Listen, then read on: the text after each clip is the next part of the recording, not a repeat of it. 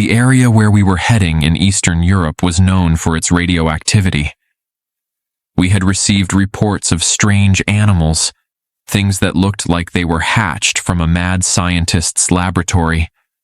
I didn't know how much of it I believed, because some of the descriptions the survivors gave sounded more like Wendigo and dogmen than any real animal.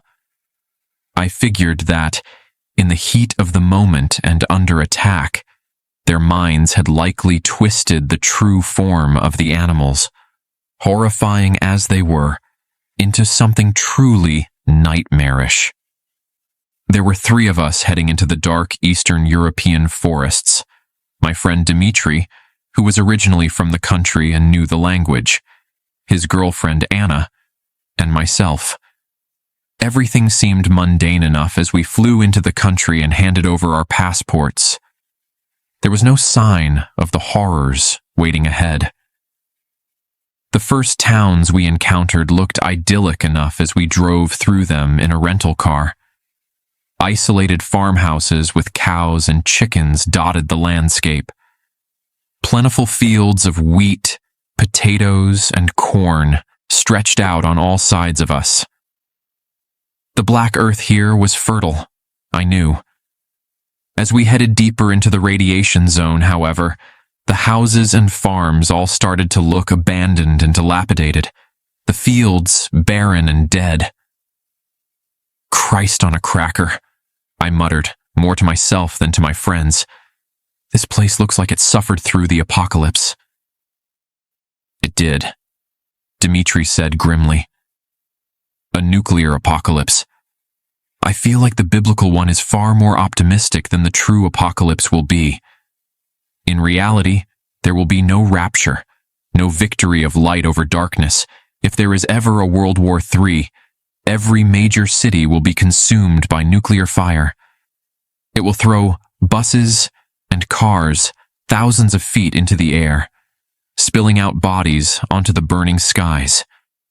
Entire streets will collapse, trapping countless millions under the rubble.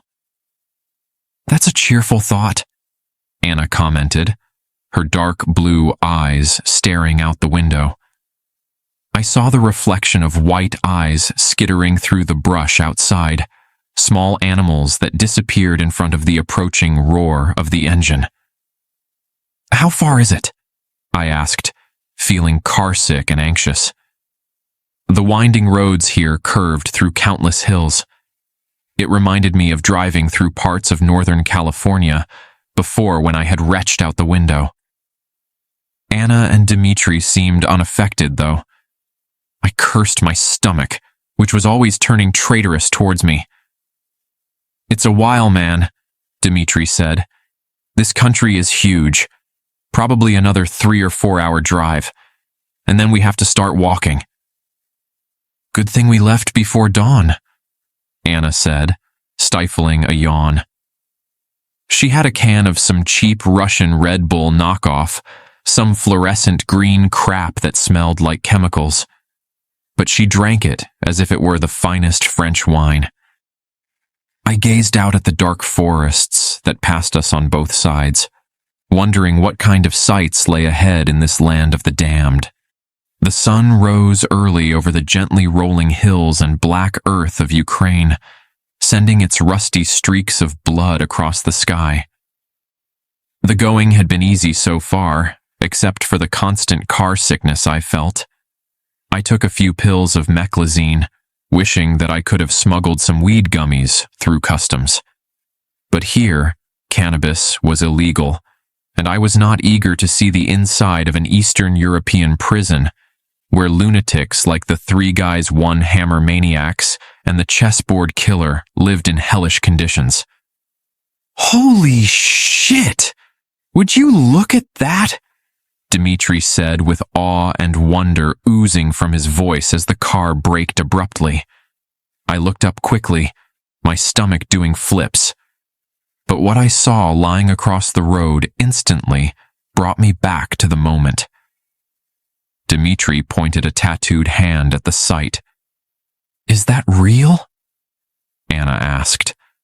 I could only shake my head as we all stared at the dead bear that was lying across the cracked road, its dead eyes staring straight through us.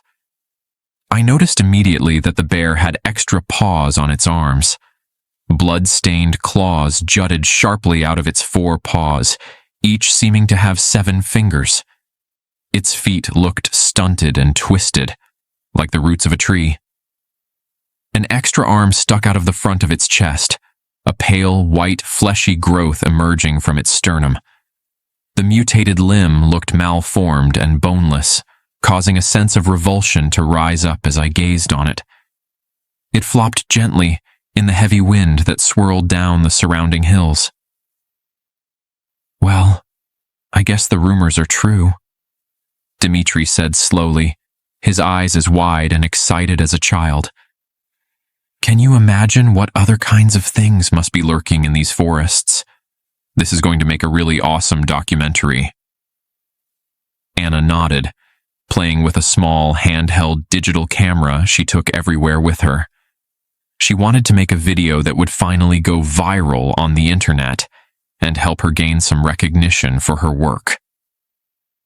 "I'm going to record everything, including this," she said excitedly, brushing a lock of blonde hair behind her ear as she opened the door of the car. Dawn had risen overhead, radiating the first warm rays of a bright summer day. After a long moment, I followed her out. Dmitri stood at her side, his dark eyes wide. He ran a trembling hand over his shaved head as he looked down at the enormous bear. Anna zoomed in with the camera, kneeling down before the still beast. Her finely formed fingers shook with excitement as she drew within inches of the corpse. I wondered how the bear had died, as I didn't see any signs of injuries on the creature's body. The next moment, I saw it blink. I backpedaled away, giving a hoarse, guttural shout of warning. Anna was busy staring at the screen of the digital camera, scanning it across the bear's extra fingers and limbs. But the panic that swept over Dmitri's face showed me that he too had seen it. He grabbed Anna's arm, dragging her back with sudden fury. She stumbled, her legs crossing under her. She crashed into him and they fell back together. A moment later, the bear came to life, its bones cracking as it twisted its head to look at the 3 of us. It swiped a mutated paw at the place where Anna's face had been only a moment before. I heard the sharp claws slice through the air like switchblades.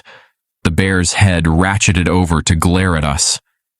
It gnashed its teeth as silver streams of saliva flew from its shaking head.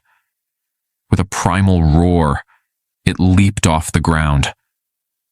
I turned to run back to the safety of the car, but I nearly tripped when a pale figure streaked out of the forest right in front of me. It looked like something conjured up in a nightmare. It was naked and bloated, its skin white with bulging pink cheeks.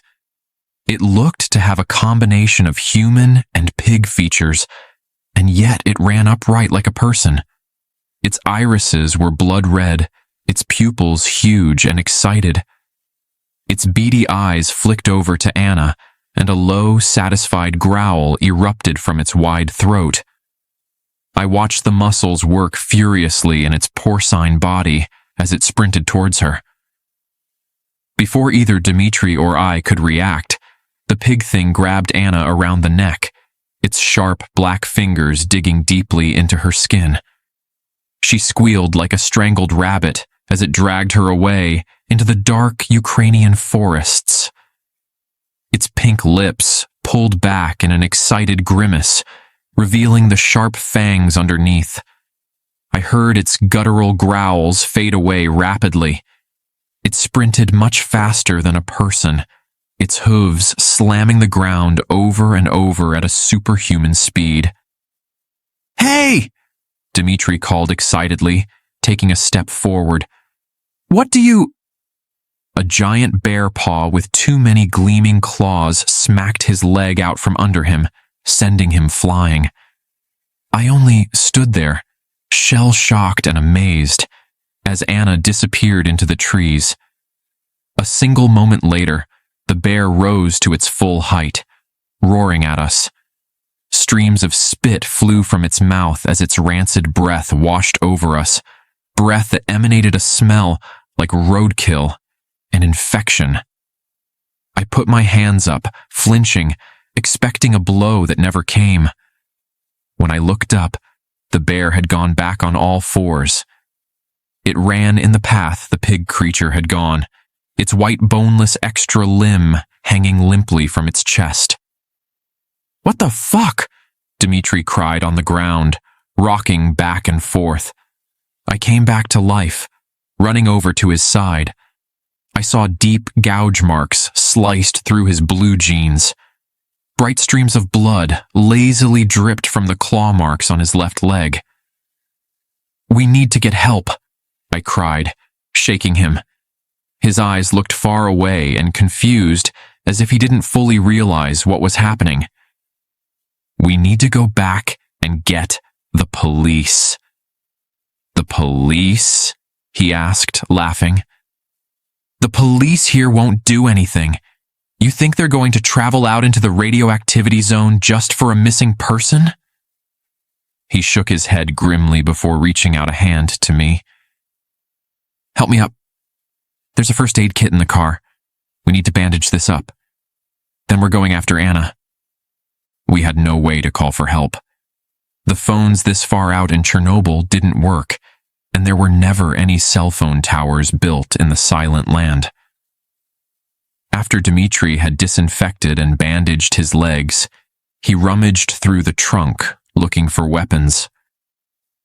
"God damn, there's nothing good here," he said despondently.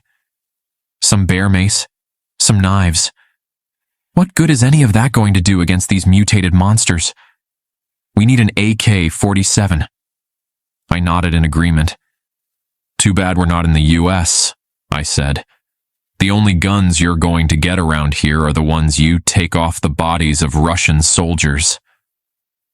"Yeah, if only," he muttered sadly, handing me a large folding knife. "We have 1 canister of bear mace, 3 knives, and a tire iron. Not exactly an arsenal."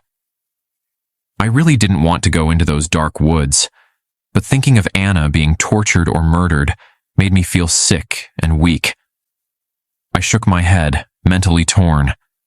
"Here, take the bear mace too. I'll take the tire iron and a knife," he continued, forcing the black canister into my numb fingers. "You ready for this?" "Absolutely not," I said. "I think we should try to find help. If we both go out there and get slaughtered, no one will ever find Anna." "The nearest town is 2 hours west of here," he responded icily. "By the time we get help, her trail will have gone cold. It will take at least 5 or 6 hours to get any rescue out here. No. We need to do this, and we need to do it now. If you don't want to come..." "I'll come," I said grimly, my heart pounding. Fuck it. Dimitri had a sad history. As a child living in Ukraine, he had been kidnapped by an insane neighbor and kept in a dirt pit outside for weeks, wallowing in his own piss and shit, slowly starving. He said the man would throw down a stale crust of bread or a rice cake into the mud and human waste every few days. Dimitri would pull the food out, wipe off the feces, and eat it. I shuddered, remembering the horror stories he had told me. I knew he had a personal reason for making sure Anna was not subjected to the same endless suffering, even if it meant his own death. The bear and the pig creature had left a clear trail of broken brush and snapped twigs snaking through the forest. Side by side, we moved cautiously ahead, constantly checking our backs, but we saw no signs of movement and heard nothing. Up ahead, the trees abruptly opened up, letting golden sunlight stream down. Blinking quickly, we left the forest behind. We walked out into a field in the middle of a valley surrounded by tall, dark hills. Grass and weeds rippled in waves as the wind swept past us. Formed in a semicircle in front of us, human skeletons lay endlessly dreaming. They stared up into the vast blue sky with grinning skulls and empty sockets. Some still had putrefying strips of flesh and ligaments clinging to the bones. Animals had scattered some of the bodies, but others lay complete, like corpses in a tomb. Human skulls, leg bones, and arm bones lay scattered haphazardly across the field, their surfaces yellowed and cracked with age. It looked like a bone orchard. "What are we looking at right now?" I whispered, furtively glancing around at the field of bones. An insane part of my mind wondered if they might rise from the dead and come after us. Compared to what we had already seen in this place of nightmares, it didn't seem that far-fetched. "Dead bodies," Dmitri said, grimly. "Victims of the nuclear accident?" I asked. He shook his head, pointing at some of the fresher corpses nearby. Their throats looked like they had been ripped out, the bones of their necks showing deep bite marks. The one nearest us had its skeletal fingers wrapped around a glass bottle with a piece of paper rolled inside and a cork inserted into the top. I knelt down, prying the fingers back with soft, cracking noises. I uncorked it and took out the paper. It felt thick in my hands, like some kind of handcrafted paper from the old days. The cursive flowing across the sheet looked like it had been written in a quill pen with actual ink. In confusion, I read the letter aloud. Rules to survive in the Hellskin Nature Preserve. Rule 1. The cult known as the Golden Butchers has been kidnapping women to breed them with pig creatures. They worship the offspring that result from these unions as gods.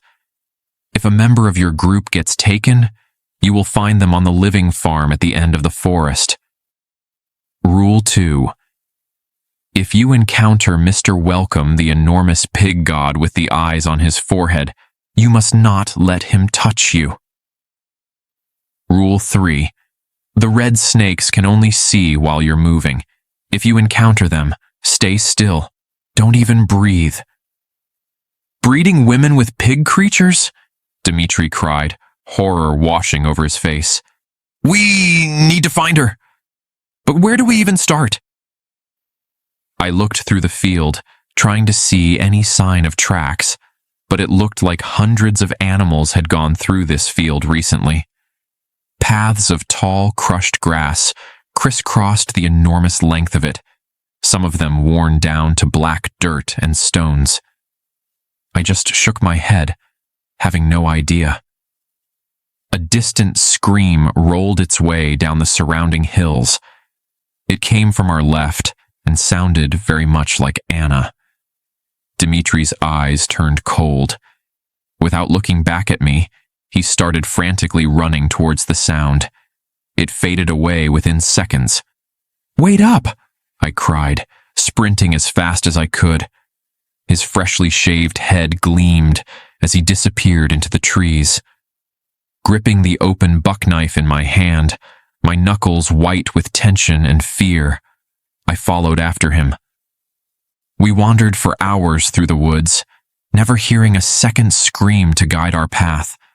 We both hoped that we were going in the right direction. A small deer trail winding through the brush opened up, heading up rocky hills and clear streams of water. Sweating and nervous, we traveled for miles and miles, rarely talking. A few times, I tried to get Dmitri to slow down. "How do you know you're going in the right direction?" I asked. We've been walking this trail for 5 hours and haven't seen a thing. This was the direction the scream came from, he said weakly. Where else would they go? They would want to travel quickly with a hostage. They would take a trail. I didn't point out that there may be other trails, and that we had absolutely no idea where we were going. As we reached the peak of a mountain, I pulled a small, portable Geiger counter we had taken along for the trip. The radioactivity here was high, much higher than normal background radiation. I didn't know how far we were from the nuclear power plant at the center of all this, but at a certain point, it would become too dangerous to keep moving forward. Dmitri was next to me, chugging a bottle of water when a shriek rang out below us. It sounded almost animalistic, but had a strange, electronic distortion. Amplified to an ear-splitting cacophony, it echoed through the trees. Much quieter roars answered from the forests all around us in response to the cries of bears and other predators. These sounded much closer, however. Psst! A pile of thick ferns said to my left, shaking suddenly. In Ukrainian, the ferns continued by whispering, "Hey, you!" I jumped, swinging the knife in the direction of the brush, watching the blade shake wildly in my hand as fresh waves of adrenaline surged through my body.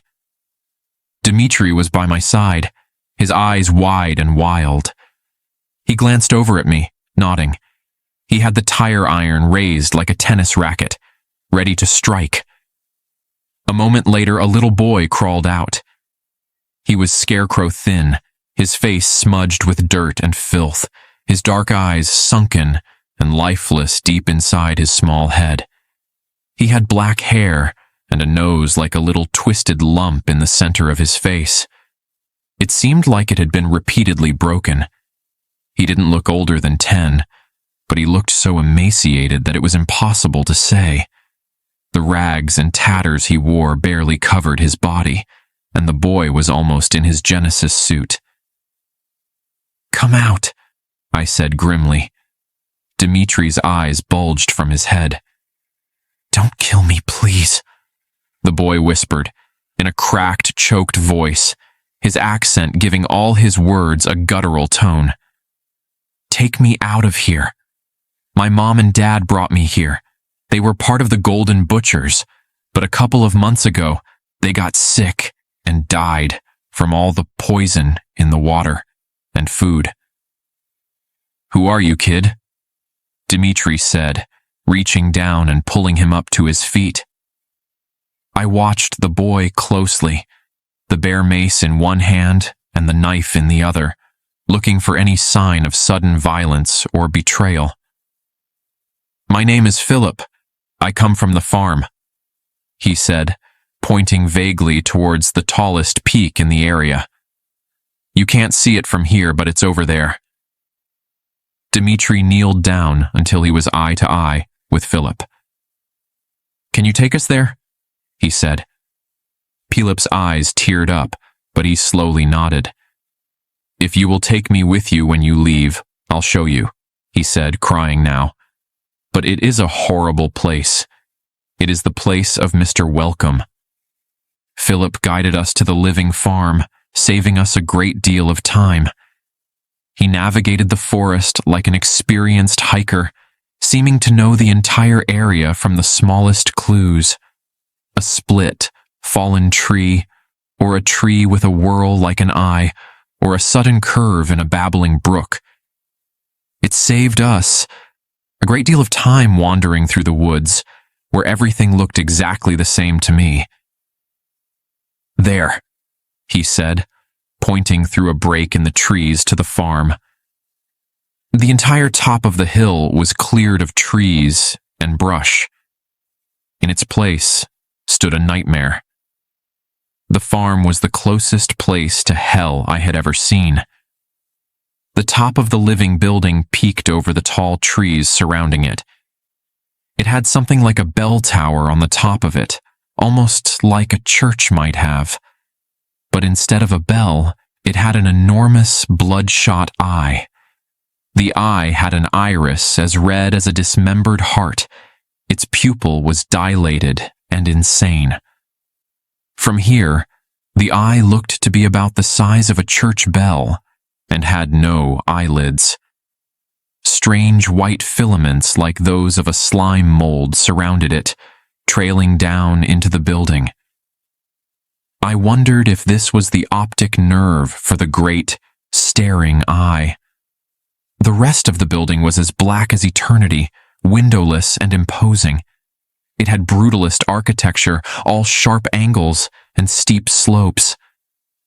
I watched the building and the eye closely. To my horror, I realized that the entire thing was alive somehow. The eye constantly spun in its place, staring out over the surrounding hills like the eye of Sauron. The building constantly breathed. "Welcome!" a hushed, distorted voice cried. The words seemed to come from the breathing and living walls of the farm itself. "Welcome. Welcome. What the fuck is this, kid?" Dimitri whispered hoarsely. "Where's Anna?" Philip shook his head sadly. "She's inside with the other breeders," he said, the fear and terror evident on his face. "They keep them chained in cages or bound in the basement until the time for the ritual comes." "And when is that?" I asked. He looked up at the sky and the fading light. We had somehow wasted nearly an entire day already. The night was coming, and we hadn't even seen Anna yet. "At sunset," he responded. Dimitri nearly jumped up at that. "Sunset! That's almost here! We need to go now!" he cried. I almost wanted to laugh. "What are you going to do? Stab that enormous building with your knife?" I whispered.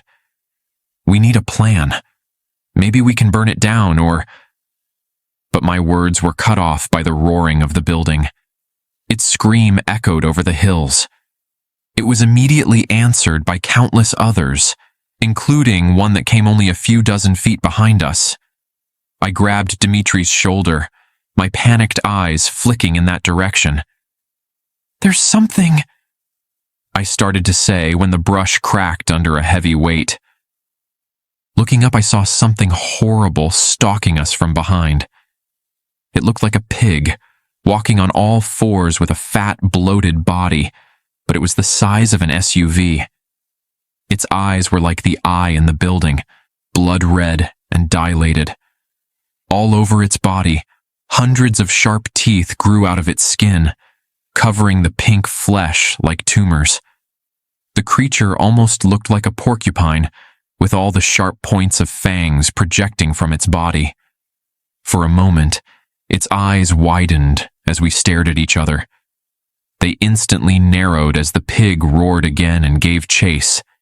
It gnashed its teeth, opening and closing its mouth in a frenzy of bloodlust. In its mouth, too, the teeth grew wild. Hundreds of razor-sharp teeth of different sizes grew from their gums, tongues, and lips. "Run!" I cried, grabbing Philip's arm and hauling him off the ground. The boy had natural survivor's instincts and immediately started running by my side, away from the approaching creature. We broke out into the massive clearing where the living farm stood. I saw that the building had only a single door in and out, a black barn door that stood wide open. I heard Dimitri's feet pounding the ground behind me. The heavy thuds of the approaching creature drew louder by the second. "In the barn!" I cried, not having time to think. It was the only possible place of safety here. I sprinted faster than I ever had before, towards those doors, as if they were entrances to paradise itself. Without slowing, I ran into the building, trying to slam one of the doors shut behind me. Dimitri grabbed the other. With the creature only seconds away, they started swinging shut. Philip's small body pressed against my leg as he came forward, using his meager strength to help me. The door was extremely heavy and hard to move. The building itself looked like it was 6 or 7 stories tall, and the doors to the barn were nearly a third of that height. With a tortured creak, they slammed shut. A single breath later, something heavy thudded against the other side, as if it had been hit by a battering ram. But the door held. Quickly, Dimitri and I grabbed a large board leaning against the wall and stuffed it into the brackets on both sides of the door, locking it from the inside. I noticed how cool and dark it was in here, as if I had walked into a cave. I turned, taking in the interior of the living farm for the first time. At that moment, I had to repress a scream welling up in my throat. Hundreds of imprisoned women lined both sides of the barn. They were stacked one on top of another like prison cells. Wearing filthy, blood-stained rags, most of them looked silently down on us with dead, haunted eyes. I noticed the majority were in their 20s or 30s, but their eyes looked centuries old. Along the back wall, an enormous pig lined the wall, positioned like Jesus on the cross. It stood as tall as the barn itself. Extra eyes covered its face, a dozen of them positioned all over its cheeks and forehead. From the top of its head, I saw white filaments rising up into the bell tower. Its many blood-red eyes focused on us, as still as death. "Welcome," it hissed. "Welcome."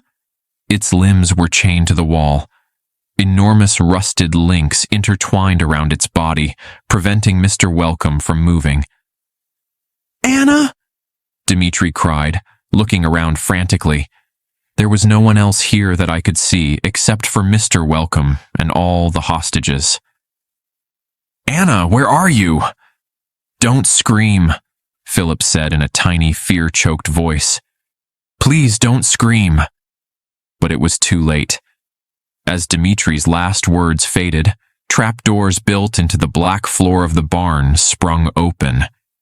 Dozens of mutated bears and pig creatures crept out, their predatory eyes scanning us with hunger and anger.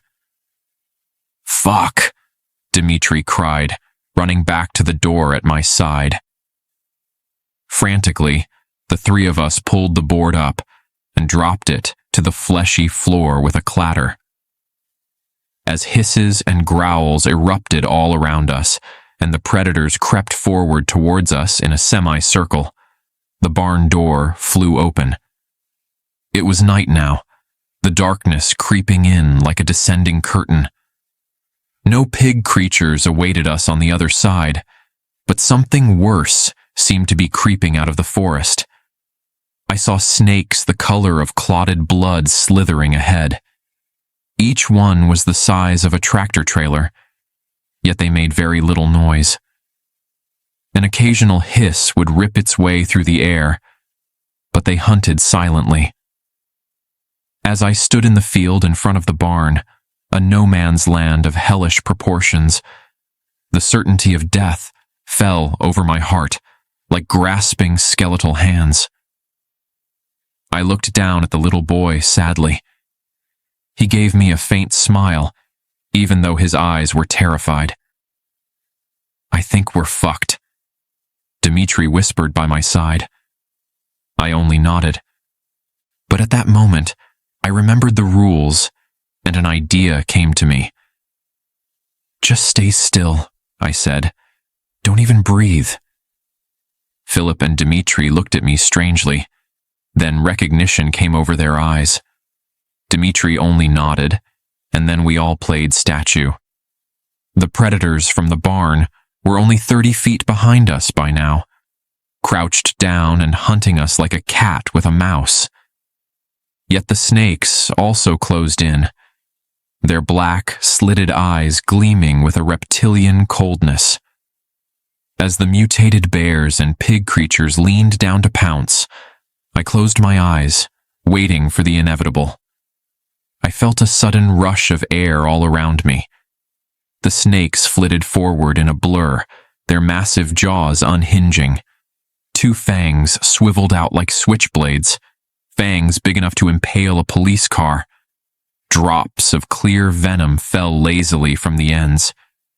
Keeping my eyes closed, afraid to even breathe or blink, I listened as the sounds of tearing flesh and screaming animals resonated all around me. After about 30 seconds of this, everything went deathly silent. I don't know how long we stood there like statues, but eventually, someone touched my shoulder. I opened my eyes, unbelieving. Dimitri stared at me intently. "They're all gone," he whispered. "All except Mr. Welcome. It's now or never." I nodded, and together, we moved into the farm. The trapdoors still lay open. I could hear very faint sobbing coming from under the building. Dimitri was afraid to make a sound. Together, the three of us went down to investigate. We found a dark basement covered in hay. Torture tools covered the walls, iron maidens, brazen bulls, crosses, and an entire universe of whips, saws, grinders, pliers, razor wire, and other blood-stained tools of the trade. In the corner, we saw Anna, her hands tied to the wall. More rope bound her feet and legs. We ran forward. When Anna saw Dimitri, she collapsed into a nervous wreck. "Oh my God, you came! Please, get me out of here right now," she whispered. "They're coming. The ritual will start soon." Without a word, we started cutting the ropes, freeing her quickly. "We need to be as quiet as possible," I told Anna. "We can all get out of here. Let's go." As we ascended from the basement back to the main floor of the living farm, the repetitive, metallic voice of Mr. Welcome kept repeating the same insane mantra. "Welcome," it said. "Welcome." Once the four of us were all together, however, it changed. "Welcome, thieves," it hissed, its voice deepening and turning into a demonic gurgle. "That is my breeder. You will have to find out what happens to thieves." I could only imagine all those blood-stained tools in the basement, and I shuddered. Mr. Welcome inhaled deeply, his massive, fleshy body ballooning. With a predatory roar, he ripped the chains out of the wall of the living building. Orange pus and dark, clotted blood dripped from the holes. The barn breathed faster and deeper, the broken walls vibrating and shimmering as new life and pain flowed into them. Mr. Welcome started moving towards us like a grinding juggernaut, walking on two legs like some sort of pig god. His many lidless eyes never looked away from us. The frayed optic nerves leading to the bell tower broke with a sound like snapping rubber bands. Dimitri looked at me with great sadness in his eyes. "Get away," he whispered. "I'll distract it. Just get Anna home, no matter what." Before I could respond, he ran forward towards the abomination, the small, useless knife raised in one hand. Mr. Welcome saw him coming. He tried to swipe at Dimitri with a sharp, black hoof, but Dimitri ducked, running around the back of him. He gave a battle cry and started stabbing the monster in the back of the leg, which probably hurt it about as much as a toothpick. But it provided a distraction. This time, Mr. Welcome spun his whole body, falling back to all four legs to deal with this nuisance. He used his massive snout to smack Dimitri hard, sending him flying across the barn. He hit the wall with a bone-shattering thud. Dimitri's skin immediately started to blacken, as if he were being burned alive. His eyes melted out of his face as he screamed, clawing at the dying patches of necrotic tissue spreading across his body. Within a few seconds, his screams faded to agonized groans. He tried to crawl back towards us as he died. "Run!" I screamed, grabbing Anna's hand and forcing her to sprint by my side. Philip was already one step ahead of us, frantically trying to reach the shelter in the forest. I heard the ground shake behind me as Mr. Welcome drew near, moving much faster than we could ever hope to go. I knew we would never make it. "Keep going no matter what!" I yelled at Philip and Anna. They kept running, the animal instinct to survive now foremost in their minds. I had to suppress mine. I turned to face the creature, the evil pig god known as Mr. Welcome. In hindsight, I don't know if God or some divine power had interceded, but the bear mace was probably one of the few items that could have saved us at that moment. Mr. Welcome had many eyes, and now that he was running on all four paws, his face was within reach. As my heart palpitated wildly, I raised the bear mace and sprayed at his dozen eyes. He didn't slow, and I had to jump to the side to keep from being trampled. The air whooshed past me as if a subway car had gone by. But a moment later, Mr. Welcome gave a roar, and not one of anger and hunger. This was a roar of pain and uncertainty. Blinded, Mr. Welcome frantically started running in circles, knocking down huge swathes of trees. The ear-splitting racket as he pulled the forest apart crashed over the surrounding landscape. Without a moment of hesitation, I turned to follow Philip and Anna back to the car.